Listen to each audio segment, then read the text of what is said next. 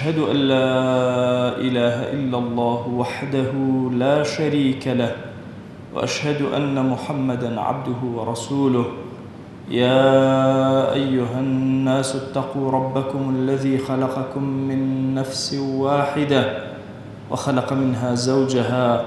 وبث منهما رجالا كثيرا ونساء واتقوا الله الذي تساءلون به والأرحام إن الله كان عليكم رقيبا. لپاش سپاس و ستایشێکی بێهەمتا بۆ کردگاری مەزنوو داواکردنی درود و ڕەحمەت وەسەر گیانی پاکی پێشەوای مرۆڤایەتی محەممەد صلی الله تعالى عليه وسلم. نەخۆشیەکانی دڵی ئینسان، عیبادەتەکانی دڵی ئینسان زۆر و زەوەندن. یەکێک لە نەخۆشیە زۆر کوشندەکانی دڵی ئینسان بابەتێکە لە ئاینی پیرۆزی ئیسلامە پێ ئەوتەیە الأمن من مكر الله، واتە ئەمین بوونی ئینسان لەوەی کە خدا عقوبەی نادا، خدا سزای نادا، ئەمین بوونەوە لەوەی کە خۆی بە ئەهلی بەهەشت بزانێ کە ئیمامی جورجانی ئەفەرمێ عدم توقع المكروه في الزمان الآتي. ئەفەرمێ ئەمن لە مەکری خوا ئەوەیە کە تەوەقعی خراپە نەکەی لەمە دووا بێ بەسەرتە، ئیتر پێ دوا بێتەوە ئەم نعمەتانەی هەتە نە لە دنیا لێت وەرەگیرێتەوە نە لە ئاخرەتە. یا ڕاغبی ئەسفەهانی ئەفەرمێ ئیمهاله العبد، ئەوەیە خدا جل جلاله مۆڵەت ئەدا بە عەبدەکەی وتمليكه من أعراض الدنيا، هەندێ بابەتی دنیاویت پێ عەتاءەکە مەجالت ئەداتێ مهلت ئەداتێ تۆ پێ دوا بێ ئیتر هەتا ئەم شتان لای تۆ ئەمێنێتەوە و تۆ خاوەنیانی. زۆر گرنگە ئەم خاڵە لە دڵمانە هوشیار بین. ابن مسعود ئەفەرمێ یەکێک لە گوناهە گەورەکانی دڵ، چونکە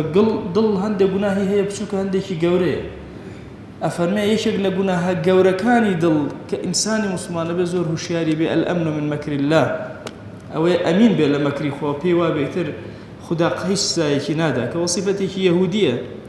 کە ئەیانوت نحن أبناء الله وأحباؤه، ئێمە کوڕی خوین و خۆشەویستی خوین و خوا عقوبەمان نادا و حتا وەکوون بە مەیمون و بەراز خوا مەسخی کردن، بە زەویان ڕۆی کردن. لەبەرەوە ئینسانی ئیماندارە بێ زۆر هوشیار بێ لەم خاڵە، قەت ئەمین نەبی سێری ئەو نعمەتانە ئەکەی بەسەرتەوەی خۆت لێ بگۆڕێ، پێ دوا بێ ئیتر تۆ خاوەنی نعمەتەکانی. ئینسان جاری وا هەیە خدا نعمەتی صحەتی ئەداتێ، پێ دوا نەبێ ئەو صحەتە ئیتر هەتا تۆ خاوەنیتی، کە ماڵت ئەداتێ پێ دوا نەبێ هەتا تۆ خاوەنیتی، کە ئەولاد و مناڵ و خۆشەویستان بە دەورتەوە جەم ئەبن وا نەزانی هەتایە ئەمانە، یان شەهادەت ئەداتێ، سوڵتەت ئەداتێ، مەعاشت ئەداتێ، کەسایەتی و شەخسیەتت ئەداتێ. ئەبێ ئینسانی موسڵمان هوشیار بێ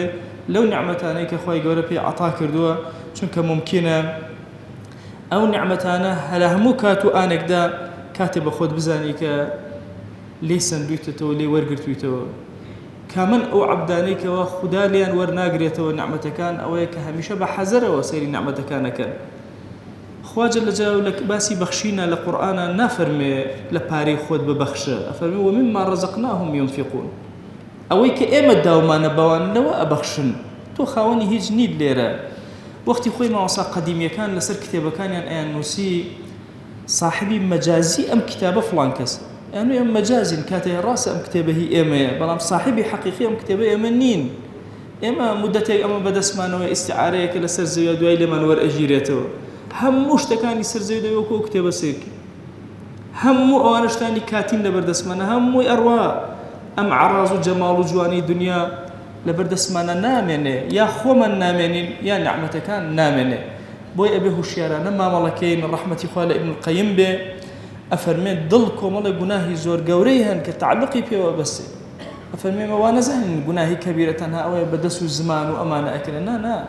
ئەفەرمێ لە دڵ تا خوا محاسبەی دڵت ئەکات. فەرقی گوناهەکانی دڵ و گوناهەکانی کردەوە مەلائیکە ئینووسێ، گوناهەکانی دڵ خدا ئەیبژێرێ لەسەرت، خدا لەسەرتی تۆمارەکە، مەلائیکەش ئاگایان لێ نییە.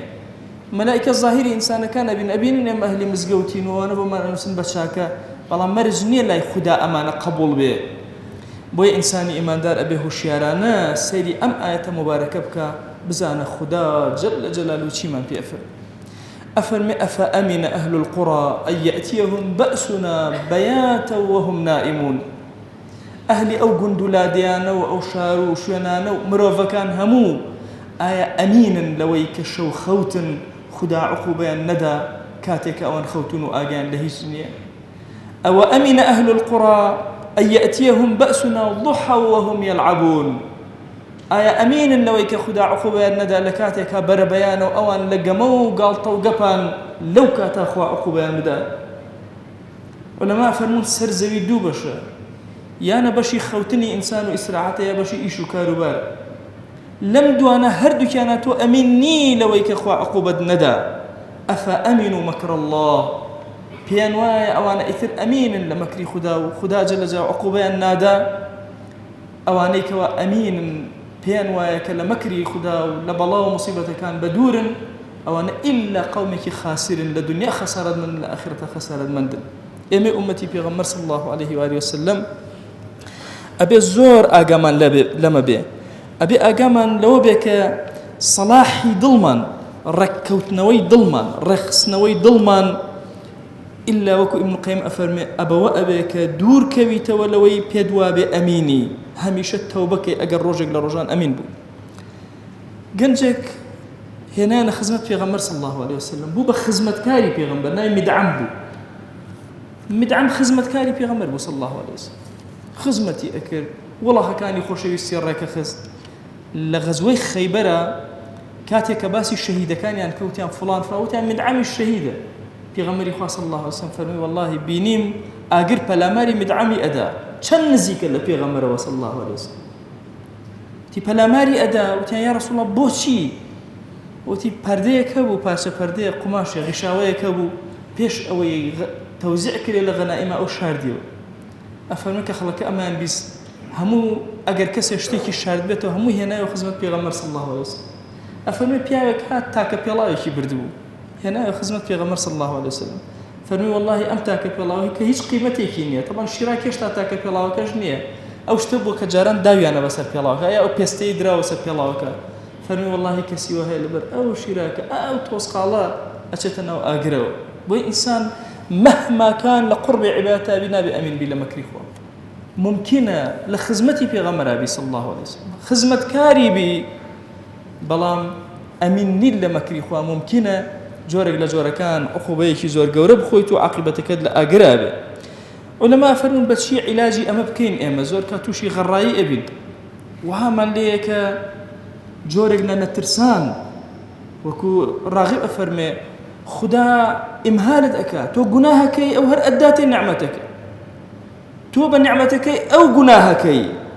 خطر ترين شد أوي لإنسان أخوي لبير بشيته أي عبد والله أو ندخو داب الرحمة كاتك تو قناها كي بنعمتك أو قناها كي بزمان قناها كي زماني خوت النية تو صاحبي مجازيد أو هوا أكسجيني كي أخوي لكاتي قناها وهذي أمجي هم هي خدا جل جلاله تو لناو دائريك إلهية هم نعمتك هي أوا هند باري دايو تتيسي قناهي بيك يان هند كاري خفاء كيد قناهك زور قورة هني تسرخوت جاري وهي إنسان بقصيك أقري أخي أقري بدزيك بجاسوسيك بهر جورك لجوركان دنياك وخد ويرانك لو أتشي ليرة توزي متعيكي كم كي بلام خسارة من ديكي زور قورة روتيك ولما أفرمون بتشي أم دردلك والله نبت يكم بدعاء زور أبي دعاء كأخوة إنسان ضلي ثابتك لسر الدين بيغمري خواه صلى الله عليه وآله وسلم هم جاري دعاء شكر اللهم يا مقلب القلوب ثبت قلبي على دينك خوايا أي مقلب أو كسيك ضل كان أقوري وآلو يلا كي خواء دوال يكم ضل لسر دينك ثابتك أنا فرمي وتم يا رسول الله صلى الله عليه وسلم ضلت أو ندخ ترك أو قران كاري بسراب أو زوز دعائك فرمو أي شون أي أناس ضلي إنسان كان لبيني دو بنجي الرحمن ممكن اللحظة كقران كاري بسر أم ضلانا بيو أم ضل بباري اشترى بروا بويا أبي زور دعائك لسوي إخوة تثبيتك هميشه بترسل ويك إخوة عقوبة بدا مجالي أولا دي دعاك كخوا ضل تثبيتك خوا لو أمناك لنا ناخد دروس بيجوا بقناه نادي خدا لو بتبارزه دوهمين خلوانك علاج بيو آية مباركاني كباسي عذاب وعقوبة إخوة كان للدنيا وآخرتها زور لخزمتي أنا بوسي زور رامينيتي حتى لعل رب العالمين دارو خير لي أكاتوا أم بلا مصيبة قناها قورة ضلمانا نامن خوايا إما لزماني فتنة كان خد أقاد ليمان يا إلهي ضل كان من لبيني بنجكاني تويا وإيمش عبداني كي ضعيف وزليل وقناهكار وأخو من خصوصا بردم رحمتي تو هوار بولاي تو إهيني نخوايا لقناها كان من ببورة يا ربي خوايا هرشي قناها بأشكر أكردو أنه بنهان كردو من عفو منك يا ربي خوايا داوال لي أكين أقل لحظة لجيان مانا أمين بون لمكري تو يا إلهي داوي عفو لي أكين لما نخوش با ضل ما ثابت كلسدينكت يا رب العالمين يا ربي خوايا للدنيا زليل من مكة لآخرة زليل من مكة زليل سرجيغا كان من مكة زليل دسي نامرد من مكة زليل دسي ظالمان من مكة يا ربي خوايا داوال لي أكين زليل ناو قرز من مكة يا ربي خوايا داوال لي أكين أو اندحل ما مدري محتاجي حرام نبين يا رب العالمين خوايا لحرام كان من بارزة يا أكرم الأكرمين خوايا أم عبدانا هاتون تأماليتو خوايا تو أقال لدليان هي أم عبدانا خوايا قد سجديان نبردو إلا بوتو نبي قد ركوعيان نبردو إلا لحضوري تو يا نبي خوايا تو خوش شاهدي أمانة دسي زليلي دعاء برزنا كانوا تنهى لمقام مباركيتو يا نبي ديا إلهي دعاء كان جرابك ادعوا الله وأنتم موقنون بالإجابة.